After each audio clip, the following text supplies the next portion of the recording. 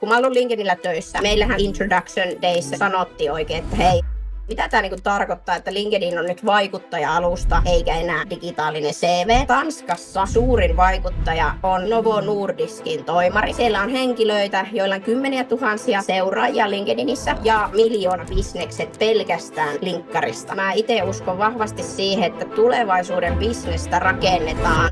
Rita Kerola on In 1%-yhtiön perustaja, joka coachaa toimitusjohtajia ja foundereita rakentamaan henkilöbrändin LinkedInissä. Brändin, joka tuottaa tulovirtaa, asiakkaita, M&A-diilejä, talenttia, liidejä ja tunnettuutta. Hän toimii myös Chief Communications Officerina Professiolla ja istuu useiden yritysten hallituksissa. Rita puhuu tänään kasvusta, skaalaamisesta, bisneksestä ja LinkedInissä kasvun tekemisestä.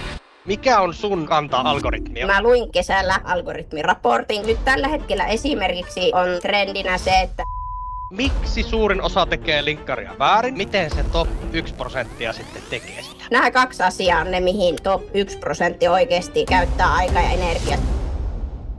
Kun mä ollut LinkedInillä töissä, niin meillähän siellä Introduction Dayssa niin kuin sanottiin oikein, että hei, että LinkedIn on digitaalinen CV ja että sä voit lisätä ihmisiä verkostoon, joita sä vaan tunnet. Tää oli niinku oikeasti sellainen, miten meitä ohjeistettiin siellä. Mä huomasin sitten nämä Favicon listaukset, eli osa ainakin saattaa tietää tämmöiset ranking-listaukset, joissa eri kanavista vaikuttajia ränkätään tiettyyn järjestykseen, niin nämä mä näin vuosi 8 kuukautta sitten LinkedInin osalta ensimmäisen kerran. Mä tietenkin sitten aloin miettimään, että okei, mitä tämä niinku tarkoittaa, että LinkedIn on nyt vaikuttaja-alusta eikä enää digitaalinen CV. Mä aloin sitten tutkimaan näitä listoja ja mä kävin läpi siis oikeasti, tää oli just silleen, että mulla oli siinä hetki aikaa, niin mä pystyin hyvin käymään läpi eri maitten näitä listoja. Ja mä sieltä aloin kaivaa, että okei, että ei vitsi, että Tanskassa niiden suurin vaikuttaja on Novo Nordiskin toimari, Tanskan suurin pörssiyhtiö. Ja hän itse asiassa tälläkin hetkellä muistaakseni 100 parhaan joukossa yhä edelleen. Ja tämmöisiä nimiä alkoi tulemaan ympäri ämpäri, kun mä tätä tutkimustyötä tein. Ja huomasin, että isojen yhtiöiden toimareita ympäri maailmaa laittaa all in linkkariin. Ja mä sitten itse mietin siinä, että okei, että jos pörssiyritysten toimarit on täällä aktiivisia muualla maailmassa, kyllähän tässä kanavassa täytyy olla ihan valtava ROI. Ja siis se, että sieltä saadaan vaikka ja mitä, koska nämä ihmiset on ihan äärimmäisen kiireisiä. Ja sitten toinen asia, mitä mä aloin myöskin sitten selvittää, niin luonnollisesti yrittäjiä. Eli mitä yrittäjät tekee LinkedInissä. Ja huomasin, että siellä on henkilöitä, joilla on kymmeniä tuhansia tai satoja tuhansia seuraajia LinkedInissä ja miljoona bisnekset pelkästään linkkarista. Eli yksi alusta ja tämmöinen mahdollisuus. Ja tämä tietenkin luonnollisesti mua sitten alkoi koko ajan kiinnostaa enemmän ja enemmän. Ja sen jälkeen mä mietin, että okei, miten mä voin itse päästä mukaan nyt tähän oppimaan ja kehittymään tässä LinkedInissä. Ja miten mä kehitän mun osaamista mahdollisimman nopeasti, systemaattisesti. Niin mä siis kaivoin ihmisiä, joilla oli just, ensimmäinen coach, joka mulla oli, niin oli yli 200 000 seuraajaa ja merkittävä liikevaihto LinkedInistä. Ja hänen kanssaan alettiin sitten rakentaa mun henkilöbrändiä käytännössä niin sanotusti nollasta. Siitä on nyt vuosi ja 4 kuukautta, kun aloitettiin tämä työ. Ja käytännössä lähdettiin vaan rakentaa yhdessä systemaattisesti. Mä itse sitouduin postaamaan 3 kertaa viikossa. Ja sen jälkeen mä otin taas hänen jälkeen uuden trainingin. Sitten viime keväänä mä toimin Englannin suurimman vaikuttajan kanssa, jolla on 300 000 seuraajaa. Ja siinä keskityttiin enemmän, että mun kirjoittaminen kehittyy ja se sisältö ja kontentti ja viraalin kontentin formula kehittyy. Ja nyt sitten kesään mä oon investoinut taas osaamista tähän outreachiin.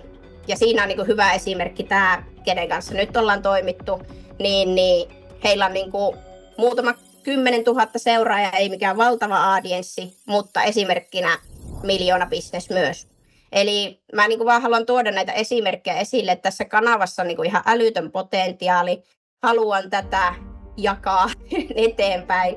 Mä itse uskon vahvasti siihen, että tulevaisuuden bisnestä rakennetaan sillä, että sulla on audience, eli yleisö. Ja jos sulla on yleisö, niin mä uskon vahvasti siihen, että sä voit rakentaa mitä tahansa bisnestä. Ja tää on se syy, miksi mä oon tässä mukana. Eli ihan sama, mitä minä tai sinä tullaan tekemään tulevaisuudessa, niin käytännössä se, että sulla on se yleisö, niin se helpottaa sitä sun bisneksen rakentamista. Miksi suurin osa tekee linkkaria väärin ja miten se top 1% sitten tekee sitä? Miten niin kuin me ylipäätään tavoitellaan ihmisiä, niin kuin ihan sama mikä kanava, niin meillä on niin kuin 2 vaihtoehtoa, miten voidaan tavoitella ihmisiä. Yksi on niin kuin massana, eli massaviestintä, ja tähän menee niin kuin tietenkin massamediat, telkkari ja esimerkiksi orgaaninen kontentti linkkarissa. Niin tämähän, että me saadaan monta ihmistä kiinni yhdellä kertaa. Ja sitten taas tämä toinen on 1-1, eli se, että me saadaan one by one kiinni ihmisiä, eli yksi kerrallaan. Ja tähän sitten menee niin kuin esimerkiksi sähköpostit, puhelut, LinkedIn DM-viestit. Miten niin kuin vaan top 1% niin tekee tätä, niin on nimenomaan, että ne tekee sitä orgaanista kontenttia, jonka tekeminen ei maksa mitään, kun sä osaat tehdä sitä. Totta kai sun aikaa se maksaa. Ja sitten ne tekee systemaattista outreachia, eli kontaktointia. Ja totta kai näiden päälle sä voisit tehdä maksettua mainontaa vielä. Siinä on oikeastaan pyhä kolminaisuus, mitä sä voit tehdä ylipäätään sun bisneksen promoamiseksi. Mutta nämä 2 asiaa on ne, mihin top 1% oikeasti käyttää aikaa ja energiaa siihen kontenttiin ja outreachiin. Ja jos lähdetään sitä kontentista liikkeelle, miten sitä tehdään niin kuin top 1% tasolla, niin on se, että me jaetaan se kontentti 3 osaa. Ensimmäinen on wide-kontentti, sitten on narrow-kontentti ja sitten on niche-kontentti. Ja käytännössä jos lähdetään nyt liikkeelle sitä wideista kontentista, eli laaja kontentti, ja puhutaan myös niin kuin top of funnel kontenttia, monta nimiä tälle, mutta nyt itse nimitän sitä wide-kontentiksi, niin käytännössä se on niin kuin millä me pyritään saamaan meidän kontentille tykkääjiä, jakoja, kommentteja ja seuraajia meille.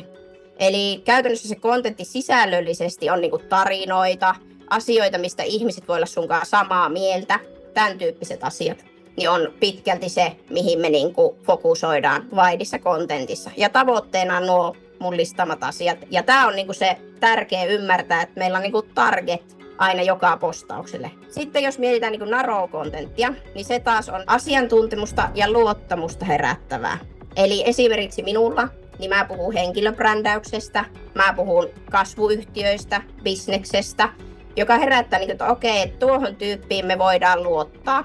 Mutta sitten tälläkin kontentilla on taas omat tavoitteet, kun tätä postataan. Eli siinä tavoitteena minulla ja tietenkin muilla on myöskin se, että me saadaan esimerkiksi uutiskirjetilaajia, me saadaan ihmisiä käymään meidän profiilissa, me saadaan ihmisiä käymään meidän verkkosivuilla.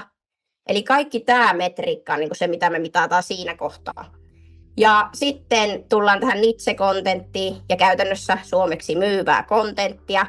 Mutta se ei ole semmoista, että promotaan nyt jotain bisnestä, vaan se on vaikka niin kuin asiakaskeissi. Eli me kerrotaan asiakastarina, joka on mennyt hyvin, joka taas niin kuin on meidän asiakkaille tai potentiaalisille asiakkaille semmoinen, että okei, totta, että tämä kaveri tietää, mitä se tekee.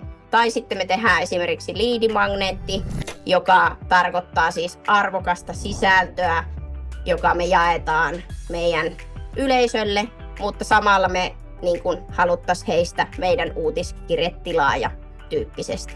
Mikä on sun kanta algoritmi? No siis se algoritmihan on meidän kontrollin ulkopuolella siinä mielessä, että mehän ei niin kuin voida sille mitään, miten se muuttuu. Ja sen takia mä itse enemmän fokusoidun siihen systeemiin, että sulla on niin kuin skaalautuva systeemi käytännössä LinkedIniin ja että se vie mahdollisimman vähän sun aikaa. Ainakin itse olen sitä mieltä, että mieluummin käyttää sitä aikaa muihin asioihin kuin siihen linkkarin pyörittämiseen ja sen takia se systeemi on niin kuin älyttömän tärkeä. Käytännössä konversio on toinen, eli lähtee mittaamaan niitä oikeita asioita, että ei mitata vaan niitä näyttöjä. Toki ne näytötkin merkkaa, en sano sitä, että tosi hienoja niin kuin viraalit postaukset, aivan mahtavaa, kun porukka niitä saa ja näin eteenpäin. Mutta konversiota mittaisin enemmän, eli mitä sä saat sillä jokaisella postauksella aikaiseksi, mikä on sun tavoite jokaisen postauksen osalta, ja siihen fokusoitusi. Mutta sitten vastauksena ehkä siihen algoritmiin, niin mä luin kuitenkin kesällä algoritmiraportin, koska mä kuitenkin uskon vahvasti siihen, että okei, LinkedInin algoritmi muuttuu, ja niin se muuttui kesällä muun muassa, Mutta kerta me nyt investoidaan aikaa tänne linkkariin, niin totta kai meidän kannattaa ymmärtää, miten se algoritmi toimii nyt tällä hetkellä, jotta me ei niinku hukata sitä meidän efforttia. Nyt tällä hetkellä esimerkiksi on trendinä se, että niinku aikaisemmin keväällä vielä opetin asiakkaille, että 500 merkin postaukset toimii parhaiten, tai 500-800. Mutta käytännössä tällä hetkellä niin yli 1200 merkkiä onkin nyt se, mikä trendaa, eli pitemmät postaukset. Sitten aikaisemmin oli, että laita linkki vaikka kommenttikenttään tyyppisesti, ja sitä linkkiä on mietitty, onko se hyvä vai ei. Niin nyt tässä algoritmiraportissa käytiin ilmi, että 3 linkkiä per postaus näkyykin paremmin. Ja mä oon testannut sitä niin jossakin asiakaskeississä ja huomannut, että totta, tämähän toimii. Ja sama niin kuin kommentointi, niin mun yksi kommentti sai 80 000 näyttöä. Myös se kommentointi on tosi tärkeää sen näkyvyyden osalta. Ja taas kun mennään aina siihen konversioon, koska se on se, mistä mä puhun ja tykkään puhua, niin siinäkin ei mua kiinnosta, että mun kommentti saa 80 000 näyttöä, mutta mua kiinnostaa, että ketkä siitä kommentista tykkää ja onko ne tykkääjät mun ICP:tä. Ja mulla esimerkiksi yksi kommentti oli yhden vaikutusvaltaisen suomalaisen postaukseen. Se sai 10 000 näyttöjä. Ja sitten kun mä katsoin tykkäjät sille kommentille, niin moni niistä oli mun ICP:tä, eli ideaalia asiakasryhmää. Kyllä se algoritmi niin kannattaa ymmärtää, miten se toimii ja miten se muuttuu. Mutta silti mä fokusoituisin siihen konversioon ja siihen, että siitä saa tulovirtaa siitä tekemisestä.